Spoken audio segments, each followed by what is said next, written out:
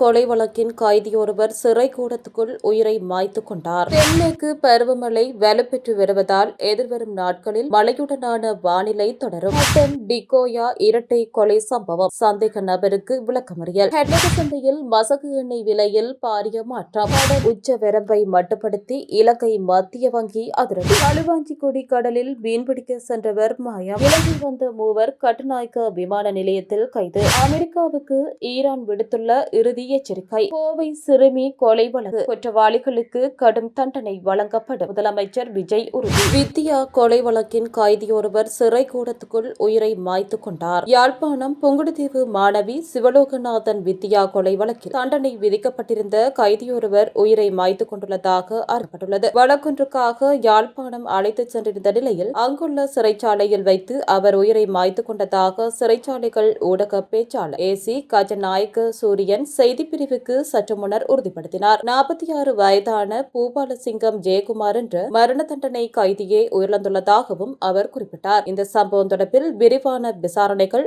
ஆரம்பிக்கப்பட்டுள்ளதாக சிறைச்சாலைகள் ஊடக பேச்சாளர் தெரிவித்தார். தென்மேற்கு பருவமழை வலுப்பெற்று வருவதால் எதிர்வரும் நாட்களில் மழையுடனான வானிலை தொடரும். நாட்டில் தென்மேற்கு பருவமழை தொடர்ந்து வலுப்பெற்று வருவதால் எதிர்வரும் நாட்களில் தென்மேற்கு பிராந்தியங்களில் மழையுடனான வானிலை தொடரும் என வளிமண்டலவியல் திணைக்களம் எதிர்வு கூறியுள்ளது. மேல் சப்ரகமுவ மற்றும் வடமேல் மாகாணங்களிலும் காலி, மாத்தறை, கண்டி மற்றும் நுவரெலியா ஆகிய மாவட்டங்களிலும் 75 மில்லிமீட்டர் வரை மழை வீழ்ச்சி பதிவாகக்கூடும் என எதிர்வு கூறப்பட்டுள்ளது. அதே நேரம் ஊவா மற்றும் கிழக்கு மாகாணங்களின் சில பகுதிகளில் பிற்பகல் 1 மணிக்கு பின்னர் மழை அல்லது இடியுடன் கூடிய மழை பெய்யக்கூடும் என எதிர்வு கூறப்பட்டுள்ளது. இதேவேளை நிலவும் சீரற்ற வானிலை காரணமாக சில மாவட்டங்களுக்கு விடுக்கப்பட்ட மண்சரிவு அபாய எச்சரிக்கை தொடர்ந்தும் நீடிக்கப்பட்டுள்ளது. அதன்படி கேகாலை மாவட்டத்தில் தெஹியோவிட்ட, தெரணியகல, ருவான்வெல்ல மற்றும் எட்டியாந்தோட்டை ஆகிய பிரதேச செயலக பிரிவுகளுக்கும் ரத்தினபுரி மாவட்டத்தின் குருவிட்ட, ரத்தினபுரி, அயக்கம மற்றும் எகலியகொட ஆகிய பிரதேச செயலக பிரிவுகளுக்கு விடுக்கப்பட்ட 2ஆம் நிலை மண்சரிவு அபாய எச்சரிக்கை இன்று மாலை 5 மணி வரை அமுலில் இருக்கும் என தேசிய கட்டட ஆராய்ச்சி நிறுவகம் அறிவித்துள்ளது. இதனிடையே கொழும்பு, கம்பஹா, களுத்துறை, கேகாலை, நுவரெலியா மற்றும் ரத்தினபுரி ஆகிய மாவட்டங்களின் சில பிரதேச செயலக பிரிவுகளுக்கு விடுக்கப்பட்ட 1ஆம் நிலை மண்சரிவு அபாய எச்சரிக்கை தொடர்ந்தும் நீடிக்கப்பட்டுள்ளதாக தேசிய கட்டட ஆராய்ச்சி நிறுவகம் தெரிவித்துள்ளது. ஹட்டன் டிகோயா இரட்டை கொலை சம்பவம், சந்தேக நபருக்கு விளக்கமறியல். ஹட்டன் டிகோயா நகரில் இடம்பெற்ற இரட்டை கொலை சம்பவத்துடன் தொடர்புடைய சந்தேக நபரை எதிர்வரும் ஜூன் மாதம் 2ஆம் தேதி வரை விளக்கமறியலில் வைக்குமாறு உத்தரவிடப்பட்டுள்ளது. குறித்த சந்தேக நபர் ஹட்டன் நீதவான் பீட்டர் போல் முன்னிலையில் பிரசன்னப்படுத்தப்பட்ட போது இந்த உத்தரவு பிறப்பிக்கப்பட்டுள்ளது. ஹட்டன் டிகோயா பிரதான வீதியில் அமைந்துள்ள வர்த்தக நிலையத்தில் கடந்த 21ஆம் தேதி கூரான ஆயுதங்களால் தாக்கப்பட்டு வயோதிப தம்பதியினர் கொலை செய்யப்பட்டனர். கொலை செய்யப்பட்ட வயோதிப பெண்ணின் தங்க ஆபரணங்களை கொள்ளையடிக்கும் நோக்கத்திலேயே இந்த கொலை சம்பவம் இடம்பெற்றுள்ளமை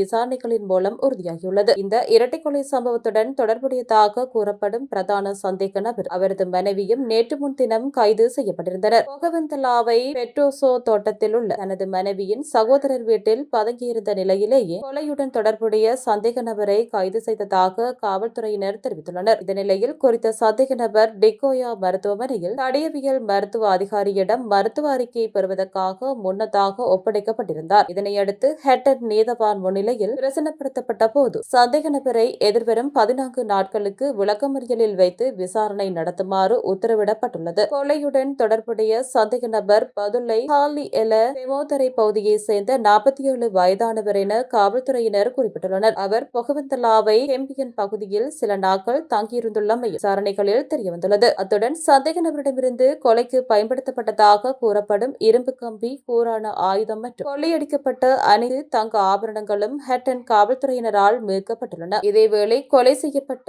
தம்பதியரின் உடலங்கள் மக்களின் கண்ணீரஞ்சலிக்கு மத்தியில் நேற்று டிகோயா தரவளை பொது மயானத்தில் நல்லடக்கம் செய்யப்பட்டமை குறிப்பிடத்தக்கது. உலக சந்தையில் மசகு எண்ணெய் விலையில் பாரிய மாற்றம். அமெரிக்கா, இஸ்ரேல் மற்றும் ஈரான் இடையேயான போரை முடிவுக்கு கொண்டு வரக்கூடிய ஒரு ஒப்பந்தம் எட்டப்படும் என்ற எதிர்பார்ப்புக்கு மத்தியில் சர்வதேச சந்தையில் மசகு எண்ணெய் விலைகள் வீழ்ச்சியடைந்துள்ளன. அதே நேரத்தில் ஆசிய பங்குச் சந்தைகள் உயர்வை கண்டுள்ளன. ஈரான் அரசுடன் ஒரு ஒப்பந்தம் பெருமளவில் பேசி முடிக்கப்பட்டு விட்டது என்றும் அதன் விவரங்கள் விரைவில் அறிவிக்கப்படும் என்றும் அமெரிக்க ஜனாதிபதி டொனால்ட் ட்ரம்ப் நேற்று முன்தினம் கூறினார். ஆனால் அதற்கு அடுத்த நாளே ஒப்பந்தத்தை அவசரப்பட்டு முடிக்க வேண்டாம் என்று தனது பேச்சுவார்த்தை குழுவை அவர் வலியுறுத்தியுள்ளார். இந்நிலையில் இன்று காலையில் ஆசிய சந்தை நிலவரப்படி பிரெண்ட் ரக மசகு எண்ணெய் 5% சரிந்து $98.36 அமெரிக்க சந்தையில் வர்த்தகமாகும் மசகு எண்ணெய் விலை 5.3% சரிந்து $91.50 காணப்பட்டது. முக்கிய கப்பல் போக்குவரத்து பாதையான ஹோர்முஸ் நீரிணையை மீண்டும் திறப்பது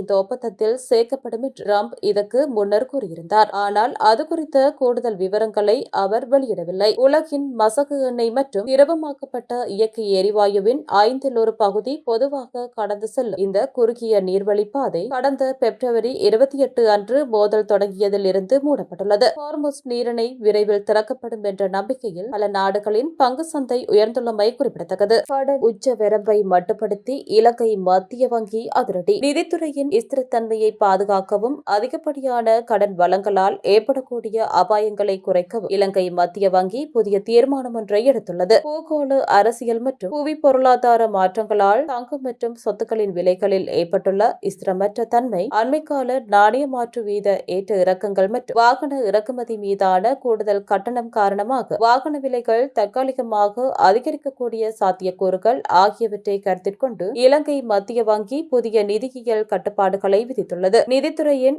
ஸ்திரத்தன்மையை பாதுகாக்கவும் அதிகப்படியான கடன் வழங்கலால் ஏற்படக்கூடிய அபாயங்களை குறைக்கவும் மத்திய வங்கியின் ஆளுகை சபையினால் இந்த தீர்மானம் எடுக்கப்பட்டுள்ளது. இதன்படி இன்று முதல் அமலுக்கு வரும் வகையில் பின்வரும் புதிய கட்டுப்பாடுகள் விதிக்கப்பட்டுள்ளன. உரிமம் பெற்ற வங்கிகள் மற்றும் நிதி நிறுவனங்கள் மூலம் வழங்கப்படும் தங்க கடன்களுக்கான அதிகபட்ச கடன் மதிப்பு விகிதம் 70% கட்டுப்படுத்தப்பட்டுள்ளது. இன்று முதல் புதுப்பிக்கப்படும் பழைய கடன்களுக்கும் இதுவே பொருந்தும். அத்துடன் மோட்டார் வாகனங்களுக்காக வழங்கப்படும் கடன் வசதிகளுக்கான தற்போதைய அதிகபட்ச கடன் மதிப்பு வரம்புகள் மேலும் 10% புள்ளிகளால் குறைக்கப்பட்டுள்ளன. தங்கம் மற்றும் வாகன கடன்கள் அண்மை காலமாக மிக வேகமாக அதிகரித்து வருவதால் அது நிதியமைப்பில் ஏற்படுத்தக்கூடிய பாதிப்புகளை தடுக்கும் நோக்கில் இந்த மெக்ரோ பிருடென்சியல் கொள்கை வழிகாட்டல்கள் வெளியிடப்பட்டுள்ளன. களுவாஞ்சிக்குடி கடலில் மீன்பிடிக்க சென்றவர் மாயம். களுவாஞ்சிக்குடி கடலில் சிறிய படகில் மீன்பிடிக்க சென்றவர் காணாமல் போயுள்ளார். இது தொடர்பில் காணாமல் போனவரின் உறவினர்களால் நேற்று களுவாஞ்சிக்குடி போலீஸ் நிலையத்தில் முறைப்பாடு செய்துள்ளதாக தெரிவிக்கப்படுகின்றது. களுவாஞ்சிக்குடி போலீஸ் பிரிவில் உள்ள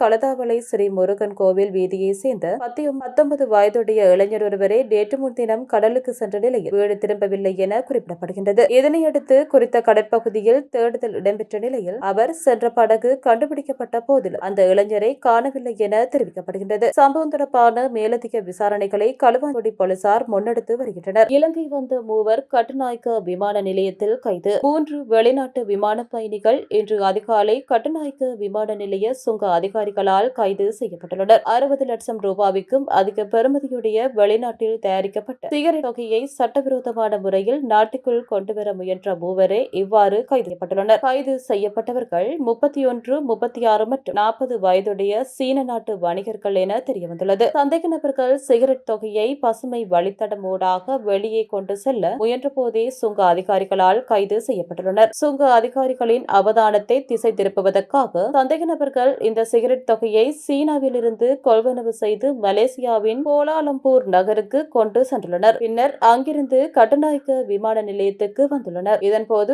அவர்கள் கொண்டு வந்த 6 பயணப்பொதிகளுக்குள் 40,000 சிகரெட்டுகள் அடங்கிய 202 சிகரெட் பெட்டிகள் மறைத்து வைக்கப்பட்டிருந்த நிலையில் சுங்க அதிகாரிகளால் கண்டறியப்பட்டுள்ளன. இந்த சிகரெட் தொகையின் மொத்த பெறுமதி சுமார் 60,60,000 ரூபாய் என சுங்க அதிகாரிகள் தெரிவித்துள்ளனர். சந்தேக நபர்கள் தற்போது கட்டுநாயக்க விமான நிலைய சுங்க அதிகாரிகளின் காவலில் வைக்கப்பட்டுள்ளனர். அத்துடன் சம்பவம் தொடர்பில் மேலதிக விசாரணைகள் முன்னெடுக்கப்பட்டு வருகின்றன. அமெரிக்காவுக்கு ஈரான் விடுத்துள்ள இறுதி எச்சரிக்கை. ஹோர்முஸ் நீரிணையின் மீதான ஈரானின் கட்டுப்பாட்டை ஏற்றுக்கொள்வதே அமெரிக்காவுக்கு மிக குறைந்த செலவை கொடுக்கும் தெரிவாகும் என ஈரானின் ஆன்மீக தலைவரின் ராணுவ ஆலோசகர் மொஹ்சென் ரெசாய் தெரிவித்துள்ளார். ஈரானின் தஸ்னிம் செய்தி சேவைக்கு கருத்து தெரிவித்துள்ள அவர், ஹோர்முஸ் நீரிணை மீதான தனது இறையாண்மைக்கு ஈரானிடம் வலுவான சட்டம் மற்றும் பாதுகாப்பு ரீதியான காரணங்கள் உள்ளதாக குறிப்பிட்டுள்ளார். ஈரானின் இந்த மேலாண்மை என்பது சுதந்திரமான வர்த்தகத்தை தடுப்பதற்கல்ல, மாறாக பாதுகாப்பற்ற நிலைமைகளையும் ராணுவ பிரசாரங்களையும் தடுப்பதற்காகவே